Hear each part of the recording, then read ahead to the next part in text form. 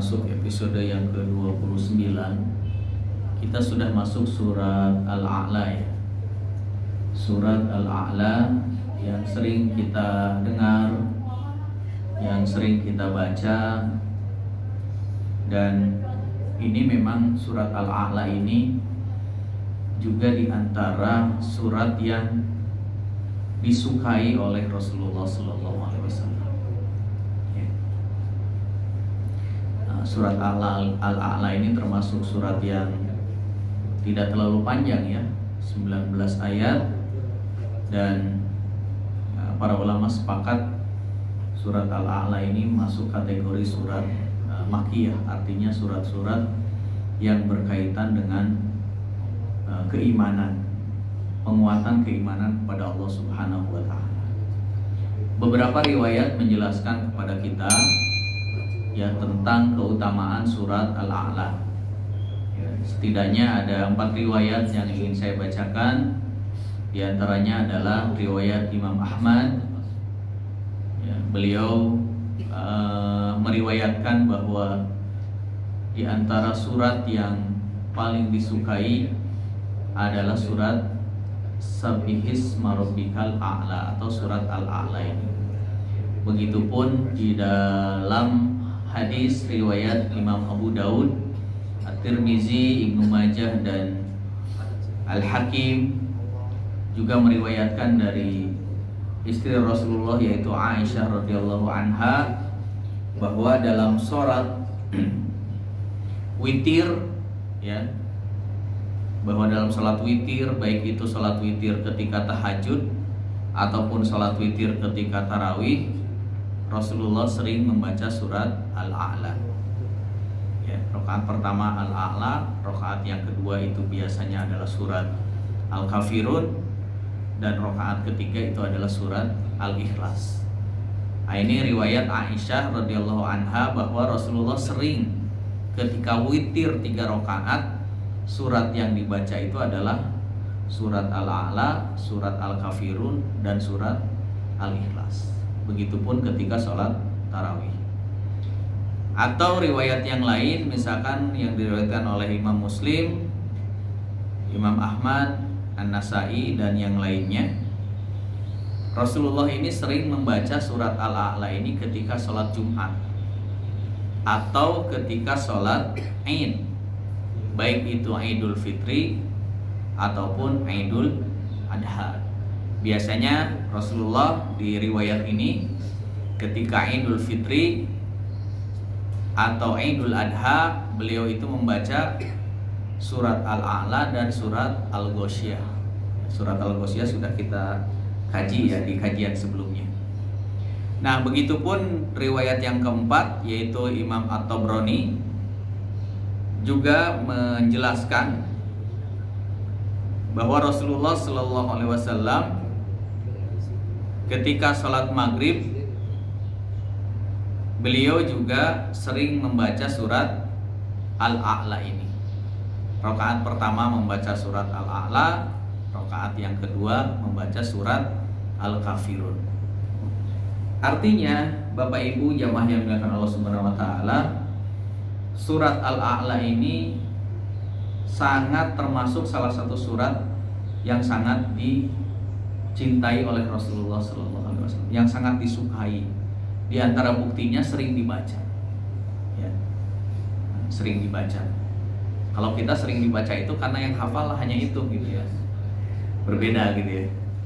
Tapi tidak apa-apa ya, karena ini ternyata dicontohkan oleh Rasulullah. Jadi Rasulullah ini sering membaca surat ini. Surat Al-A'la, surat Al-Kafirun, surat Al-Ikhlas, surat Al-Ghoshiyah. Baik, dari ayat yang pertama.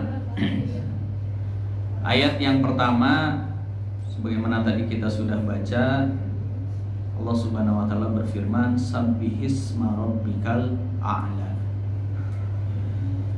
Sabbih itu perintah ya, bentuk perintah. Jadi bertasbihlah atas nama Rabbuka atau Rabbika, atas nama Tuhanmu Al-A'la, yang maha tinggi. Jadi perintah bertasbih. Sabbahalillahi ma fis samawati wa ma fil ard, misalkan Sabbahalillahi ma fis samawati wa ma fil ard. Atau di dalam ayat yang lain fasabbih bismi rabbikal a'la gitu. Fasabbih atau sabbaha atau sabbihis ya. Ini redaksi-redaksi yang menjelaskan atau perintah kepada kita untuk bertasbih, yang menunjukkan bahwa yang patut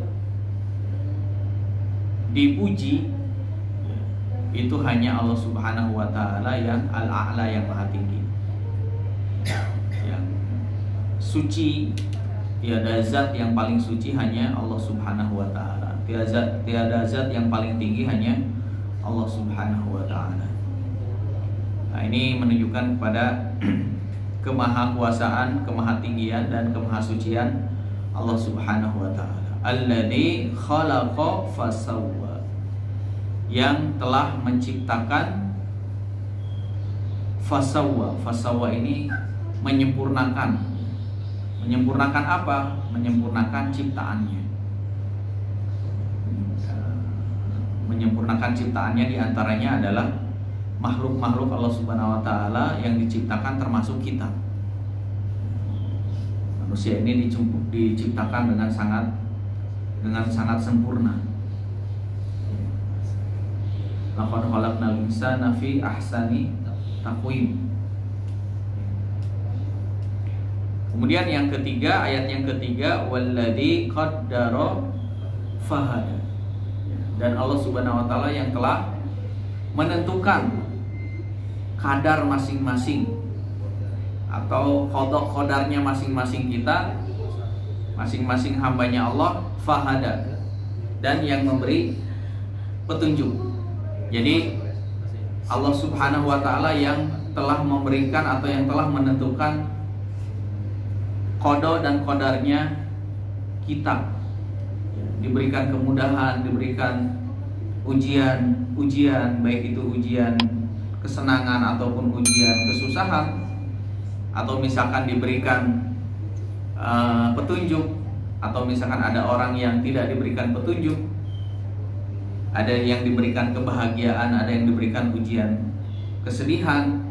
Itu semuanya Allah yang memberikan. Walladzi qaddara fahada.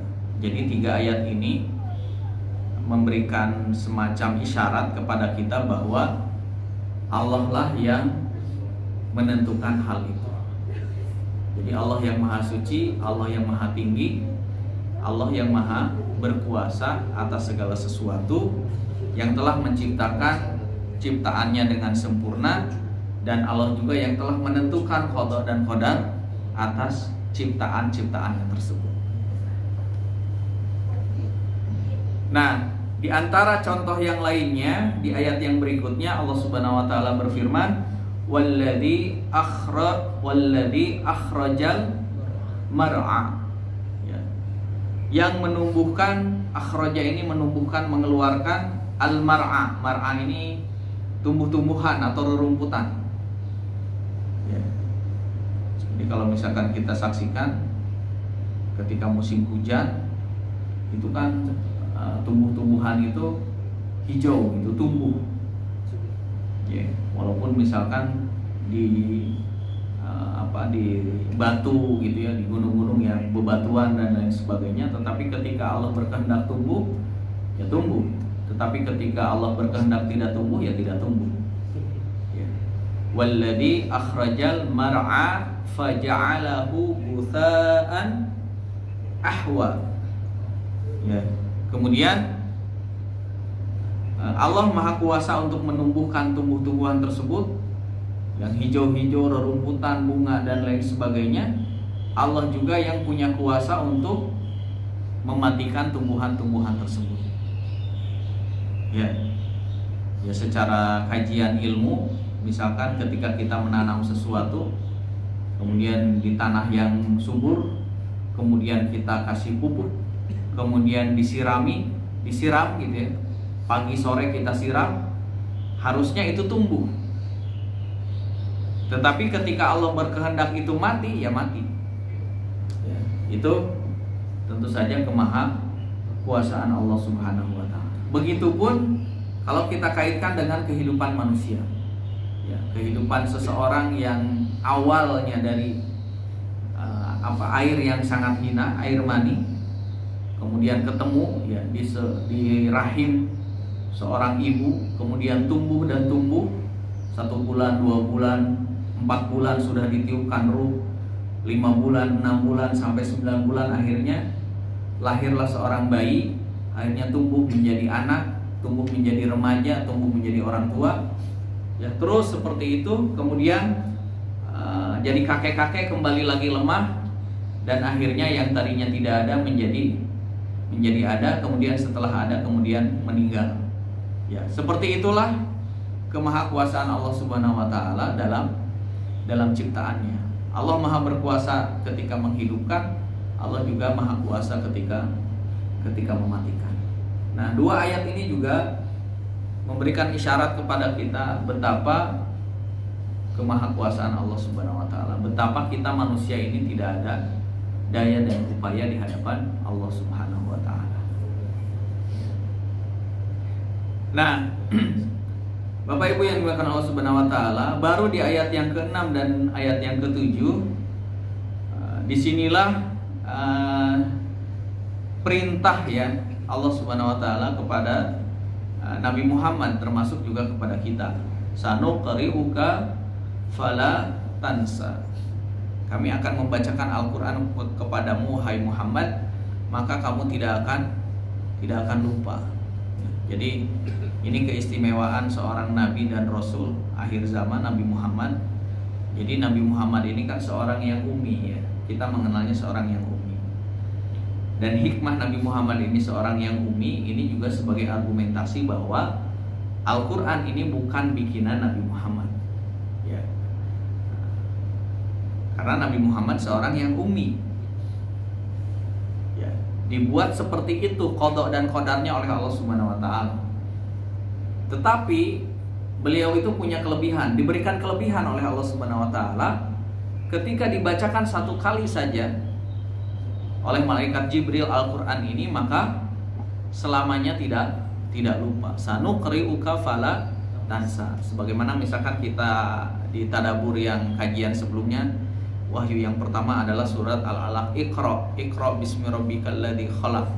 Ya, dibacakan oleh malaikat Jibril, kemudian Nabi Muhammad mengikuti. Terus seperti itu. Sehingga dalam metode belajar Al-Qur'an kita mengenal itu dengan istilah talaki gitu ya. Jadi guru membacakan, murid mengikuti. Guru bacakan, murid mengikuti. Terus seperti itu. Dan memang sampai sekarang, dari dulu sampai sekarang, metode mengajar Al-Quran yang paling baik itu adalah dengan metode talaki seperti itu, sebagaimana dilakukan oleh malaikat Jibril kepada Rasulullah dalam mengajarkan Al-Quran. Illa masya Allah innahu ya'lamul jahra wa ma yakhfa. Kecuali Allah menghendaki ya, maksudnya menghendaki lupa ya. Ya bagi Allah begitu mudah ya seseorang membuat ingat, kemudian seseorang menjadi lupa, seseorang menjadi pikun, itu bagi Allah begitu mudah. Ini juga menunjukkan kemahakuasaan Allah Subhanahu wa taala.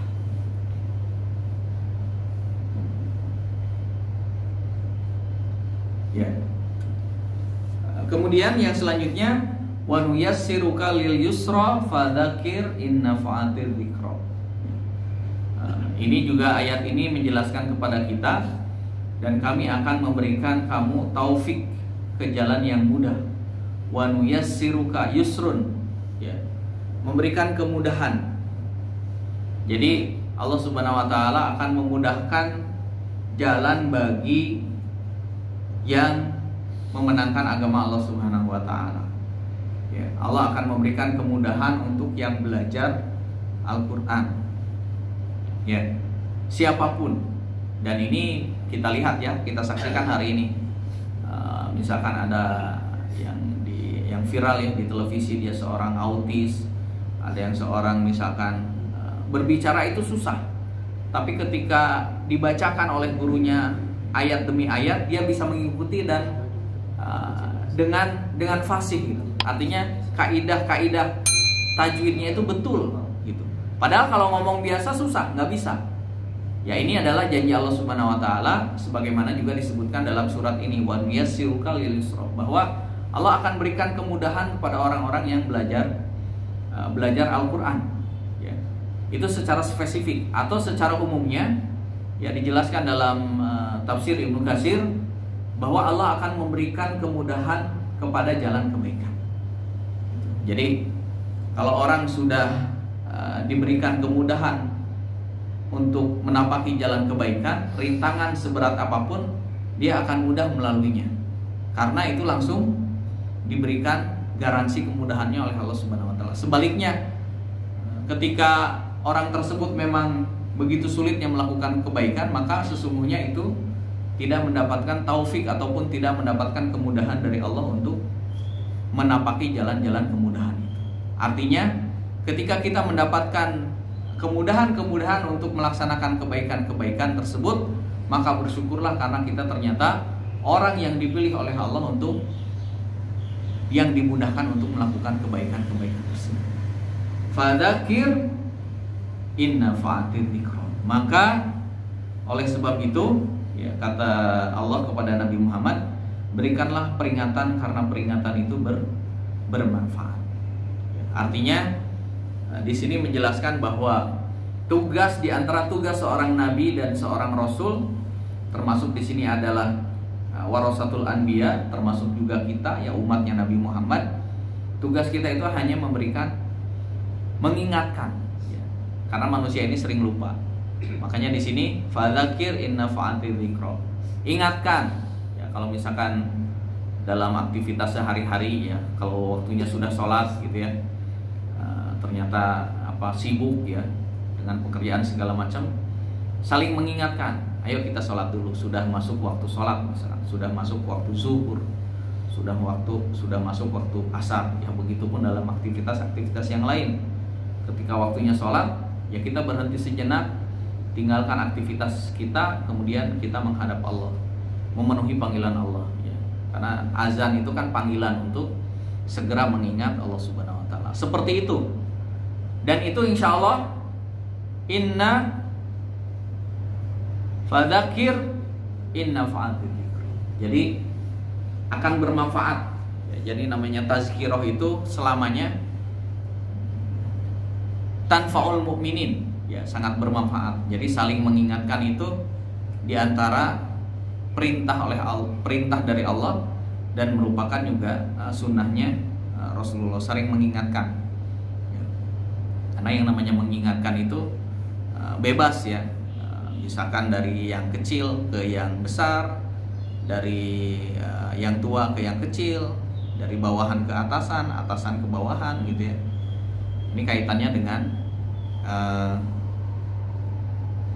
tazkirah ya, pengingat, saling menasehati ya, makanya bahasanya itu fadzakir, terus menerus, lakukan terus menerus dalam mengingatkan umatnya Nabi Muhammad, atau kalau kita selaku umatnya Nabi Muhammad saling mengingatkan sesama kita. Nah, ayat selanjutnya ini juga memberikan pelajaran kepada kita. Sayadzakkaru may yakhsha wa yatajannabuhal ashqa alladhi yaslan naral kubra thumma la yamutu fiha wa la yahya. Ya, ini penjelasan dari Allah Subhanahu wa taala, orang yang takut kepada Allah akan mendapatkan pelajaran. Ya, jadi dengan diingatkan tadi itu, seorang itu terketuk hatinya menjadi takut kepada Allah Subhanahu wa taala. Wa yatajannabuhal ashqa. Akan tetapi ya, sebaliknya orang-orang yang celaka ya, itu akan menjauhi. Jadi dia itu kalau dinasehati itu suka menghindar gitu ya. Itu adalah karakter orang-orang tidak beriman. Dan mereka balasannya tentu saja alladzi yaslan narul kubra. Ya. Mereka itu adalah orang yang akan memasuki api yang besar. Ya. An-narul kubra itu maksudnya adalah api neraka. Tsumma la yamutu fiha wa la yahya. Kemudian dia tidak akan mati di dalamnya dan tidak pula hidup. Ya. Maksudnya ya terus-terusan. Jadi disiksa, meninggal, dihidupkan lagi, disiksa, meninggal, dihidupkan lagi, terus seperti itu. Ya. Yang dimaksud dengan tsumma la yamutu wala fiha wala yahya. Ya. Jadi itulah orang yang selalu menjauhi yang namanya tazkirah ataupun nasihat, maka balasannya bagi orang-orang kafir tersebut, mereka akan mendapatkan siksaan yang terus menerus. Ya, bahkan di sini istilahnya itu la yamutu fiha wala yahya. Jadi tidak disebut hidup, tidak disebut mati juga tidak. Ya, terus disiksa sampai mati, dihidupkan lagi terus sampai kapan? Ya abadan abada gitu ya. Kalau orang kafir, ya, kekal di neraka, atau orang beriman itu kan kekal di surga. Nah, di ayat berikutnya Allah Subhanahu wa taala menjelaskan kepada kita fadzak qad aflaha setelah tadi fadzakir ya, kemudian qad aflaha man tazakka. Ya. Maka sesungguhnya beruntunglah orang yang senantiasa tazakka, tazkiyah, mensucikan jiwanya. Jadi kayak misalkan kajian-kajian seperti ini, sesungguhnya ini dalam rangka tazkiyah, tazkiyatun nafs. Jadi ruhani kita itu butuh asupan gizi ya. Ya, sebagaimana fisik kita butuh makan, butuh konsumsi yang membuat fisik kita sehat, bugar. Ya. Begitupun ruhani kita butuh yang namanya makanan ruhani. Ya, makanan ruhani. Di antaranya adalah makanan ruhani itu diantaranya dengan mengingat Allah Subhanahu wa taala. Seperti kajian-kajian seperti ini kan selaku tazkirah, sebagai tazkirah mengingat Allah Subhanahu wa taala. Qad aflaha man tazakka wa dzakara asma rabbih fasalla. Zikir, kemudian sholat. Ya ini kan diantara tadi kita sudah melaksanakan sholat asar berjamaah. Ini juga merupakan tazkirah. Sarana-sarana oleh Allah Subhanahu wa taala diberikan fasilitas itu untuk senantiasa sehari semalam ini kita mendapatkan makanan ruhani. Ya, sholat 5 waktu, belum nanti ada zikir, belum nanti sholat itu bukan hanya sekedar wajib, ada sholat sunnah, belum nanti kita membaca Al-Quran, belum nanti kita berzikir, istighfar, ya, dan seterusnya. Ini sarana yang diberikan oleh Allah Subhanahu wa taala. Dan tentu saja bagaimana caranya supaya kita konsisten ya, dengan fasilitas-fasilitas yang diberikan oleh Allah Subhanahu wa taala. Nah, selanjutnya bagaimana orang-orang kafir? Kalau orang-orang kafir itu bal tu'thirunal hayatad dunya wal akhiratu khairu wa abqa. Ya, kalau orang kafir ini sementara mereka itu tidak mengingat, saking sibuknya dengan dunia maka tidak ingat akan sang pencipta yaitu Allah Subhanahu wa taala. Ya. Mereka lebih memilih kehidupan duniawi yang hanya sementara atau kesenangan semu, kesenangan sesaat ya. Siapapun orang secara akal sehat tentu ingin mendapatkan kesenangannya itu abadi, ya, tidak ingin mendapatkan yang namanya kesenangan atau kebahagiaan atau apapun yang berupa benda keduniawian. Pasti selalu menginginkan saya ingin mendapatkannya dengan secara permanen, ya, nggak mau menjadi sesuatu yang sementara. Gitu. Pasti inginnya tetap gitu ya. Kayak misalkan kalau penghasilan juga kan yang dilihat itu penghasilan tetap gitu ya. Karena kalau penghasilan tidak tetap tidak jelas gitu ya. Itu secara logika itu seperti itulah ya. Nah, orang-orang kafir ini dia selalu lebih mengedepankan sesuatu yang tidak tetap atau semu gitu ya. Tapi sebaliknya kalau umat Islam atau orang yang beriman, sejatinya dia akan memprioritaskan kehidupan yang abadi. Makanya di ayat berikutnya wal akhiratu khairu wa abqa. Ya, sedangkan kehidupan akhirat adalah lebih baik dan lebih kekal. Ya. Ya, sebagaimana disebutkan misalkan di dalam hadis ya tentang siapa yang cerdas gitu ya. Al-Kaisu gitu yang cerdas. Rasulullah mengatakan orang yang cerdas itu adalah yang memikirkan dan merancang sesuatu untuk berbekal di kehidupan setelah kematian, kehidupan abadi. Nah, kita orang yang beriman ketika menyikapi kehidupan itu adalah seperti itu, maka pola hidup kita akan berdampak terhadap pola kehidupan kita. Ya. Jadi dampaknya itu apa? Dampaknya kita banyak bersyukur. Ya. Dampaknya kita banyak bersyukur kepada Allah Subhanahu wa taala terhadap apa-apa yang sekarang diberikan oleh Allah kepada kita di dunia, dan kita tidak akan melakukan hal-hal yang itu membuat Allah marah. Demi apa? Demi mendapatkan tadi kepentingan sesaat atau kesenangan sesaat. Ya, memang menggiurkan gitu ya. Ya, sangat menggiurkan.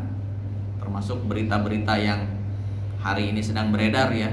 Nah, ini kan sebuah fakta. Jadi siapapun di dunia ini, yang namanya godaan dunia ini pasti sangat menggiurkan.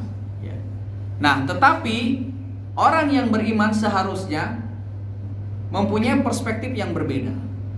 Bahwa ini adalah kesenangan sesaat, bahwa ini adalah kesenangan yang semu, bahwa ini adalah sesuatu yang tidak permanen. Jangan sampai ya kita menghancurkan ya norma-norma ataupun melanggar atau membuat Allah marah kepada kita demi kita untuk meraih sesuatu yang tidak permanen tadi. Ya. Sehingga banyak ya kita lihat di berita-berita manusia yang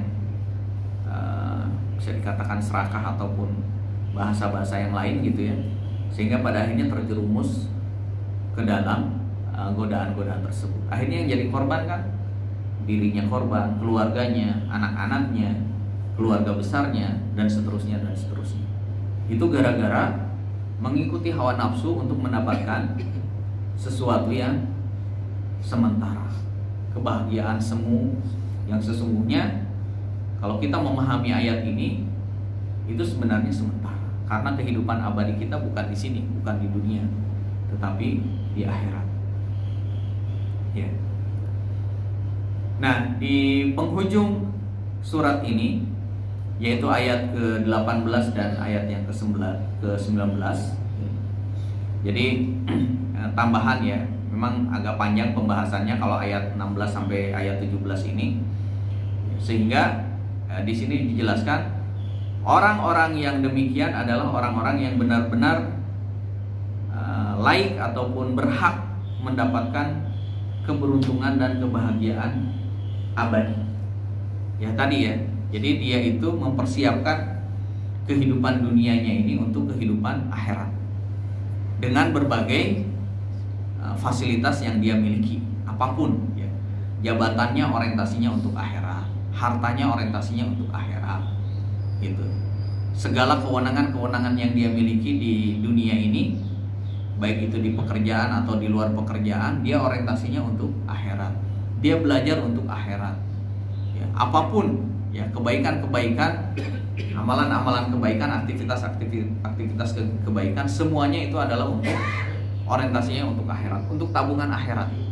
Ya, karena dia memahami bahwa ya di dunia ini hanya sementara, tidak selamanya. Ya paling lama berapa? Paling lama umatnya Nabi Muhammad paling 65 tahun gitu ya. 60 tahun. Ya, berapa? Paling kayak pekerjaan, kalau pekerjaan kan pensiun. Usia berapa pensiun? Ya, 55. 58. Ya. Kalau guru itu 60. Ya. Kalau guru itu, kalau pendidik itu 60, kalau dosen 65 gitu ya, 65 tahun. Ya, sekitar itu aja. Ya, usia manusia itu tidak jauh dari itu. Tapi kalau nanti kehidupan akhirat tidak terbatas kan? Tidak terbatas selamanya. Baik ya. Nah, di akhir surat ini, surat Al-A'la ini, ayat ke-18 dan ayat ke-19, bahwa yang tadi sudah dijelaskan dari mulai ayat 14 dan seterusnya, inna hadza lafi suhufil ula, suhufi Ibrahim wa Musa. Jadi itu sudah ada dari dulu. Sesungguhnya ini benar-benar terdapat dalam kitab-kitab yang dulu. Kitab-kitab yang dulu yaitu suhufi Ibrahim wa Musa. Jadi suhuf. Jadi suhuf itu lembaran-lembaran ya kalau bahasa Arabnya. Suhuf itu lembaran-lembaran. Jadi Al-Quran ini penyempurna kitab-kitab sebelumnya. Ya. Jadi Al-Quran ini menjadi penyempurna syariat-syariat yang dibawa oleh nabi-nabi sebelumnya. Ya. Syariatnya Nabi Adam, syariatnya Nabi Nuh, syariatnya Nabi Musa, syariatnya Nabi Ibrahim, syariatnya Nabi Isa alaihissalam. Nah, Al-Quran ini menjadi penutup, penyempurna syariat-syariat sebelumnya. Dan ternyata yang dijelaskan ini, sebagian beberapa hal tadi itu memang sudah juga dijelaskan di dalam kitab-kitab sebelumnya, sebelum Al-Quran. Yang di sini disebutkan yaitu suhuf-suhuf atau suhuf lembaran-lembaran di lembaran-lembaran Nabi Ibrahim alaihissalam ataupun di suhufnya Nabi Musa alaihissalam. Ya, para ulama menjelaskan bahwa Nabi Musa itu kitabnya itu adalah Taurat, ya. Kitab Taurat yang hari ini ya memang ada, tetapi itu sudah mengalami perubahan. Ya caranya mudah aja. Apakah kitab suci tersebut mengalami perubahan atau tidak adalah tema sentralnya, tema utamanya adalah tentang tauhid.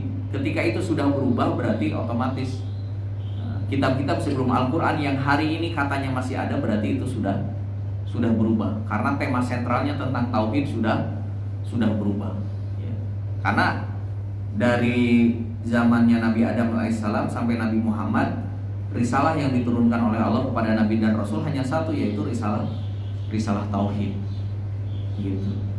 Ya. Nah, secara umum ya penjelasannya di sini bahwa sebagian besar ulama tidak membedakan antara kitab dan suhuf-suhuf tadi itu ya. Jadi sama, artinya itu syariat-syariat sebelumnya. Hanya saja kitab yang dikenal ya, yang kita mengenalnya, yang diturunkan oleh Allah Subhanahu wa taala kepada nabinya ada 4. Ya, ada Taurat, Zabur, Injil, dan terakhir adalah Al-Quran. Artinya Al-Quran ini sebagai penyempurna kitab-kitab sebelumnya. Ya.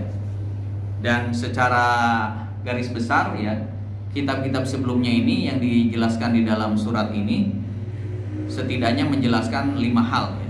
Yang pertama terkait dengan manusia diperintahkan berusaha dan berbuat ya, kelak ia akan dibalas dan diberi ganjaran sesuai amalnya. Ini juga sudah diceritakan di kitab-kitab sebelumnya. Atau yang kedua adalah terkait dengan kebahagiaan. Kebahagiaan semuanya adalah Allah yang memilikinya. Allah tidak memberikan jalannya, namun tidak sedikit dari manusia yang memilih jalan kesengsaraan. Ya, artinya jalan kebahagiaan sudah Allah berikan, tetapi banyak manusia yang masih memilih selain jalan yang sudah diberikan penjelasan oleh Allah Subhanahu wa taala. Nah, hal ini juga sudah dijelaskan dalam kitab sebelumnya. Atau misalkan yang ketiga, Allah adalah akhir dari segalanya. semua akan kembali kepada zat yang kekal ini, semuanya akan hancur binasa.